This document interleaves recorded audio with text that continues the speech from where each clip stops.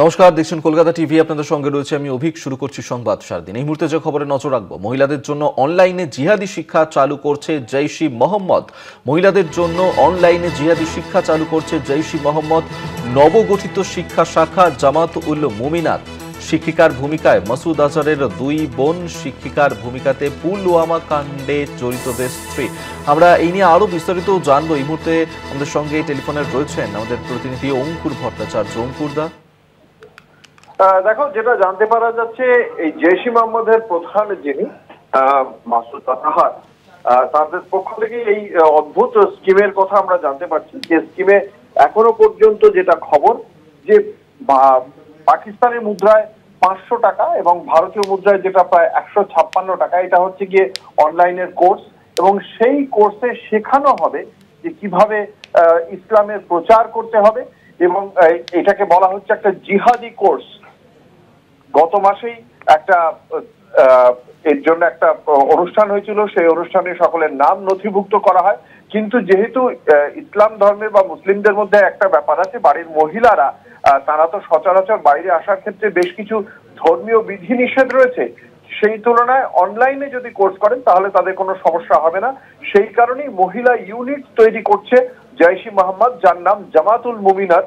এই মহিলা ইউনিট পরিচালনার জন্য একটা অনলাইনের প্রশিক্ষণ কোর্স চালু করছে। সেই প্রশিক্ষণ কোর্সটার নাম হচ্ছে গিয়ে তুফাত আল মুমিনাত।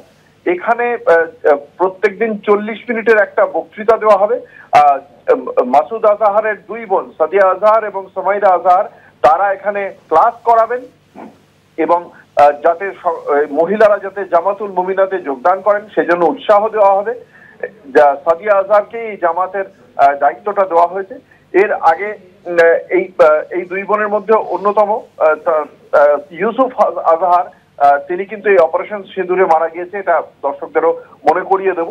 ইতিমধ্যেই ভারতীয় টাকায় 156 টাকায় অনলাইন কোর্সের ফি রাখা হয়েছে।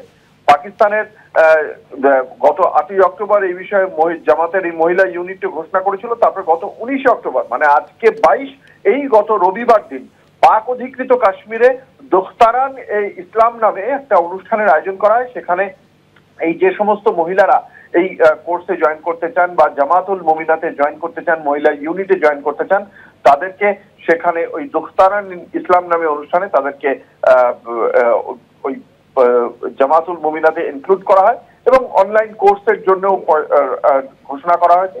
এদেরকে আগামী দিনে আইএসআই বা হামাসের বেশ কিছু ইউনিট রয়েছে যেখানে মহিলাদেরকেও সুইসাইড বম্বার হিসেবে ইউজ করা হয়। এই মহিলাদের সেই ধরনের ট্রেনিংও দেওয়া হবে এবং ইসলামের প্রচার বলা হচ্ছে, কিন্তু আদতে জৈশের পক্ষ থেকে যখন ট্রেনিং দেওয়া হচ্ছে তাহলে সেটা জঙ্গি প্রশিক্ষণ হবে, তাতে কোনো সন্দেহ নেই। এবং এভাবে অনলাইন ঘোষণা করে যেভাবে কাজ শুরু করলো, তাতে পাকিস্তান ফিনান্সিয়াল অ্যাকশন ফোর্স যে এফএটিএফ যে অর্থ দিচ্ছে, তাদের যে সমস্ত নজরদারি রাখে, সেই নজরদারিকে আদৌ কতটা পাত্তা দিচ্ছে তা নিয়ে প্রশ্ন উঠে যাচ্ছে। অভিক, ধন্যবাদ অঙ্কুরদা। অঙ্কুর ভট্টাচার্য আমাদের সঙ্গে টেলিফোনে ছিলেন প্রতিনিধি।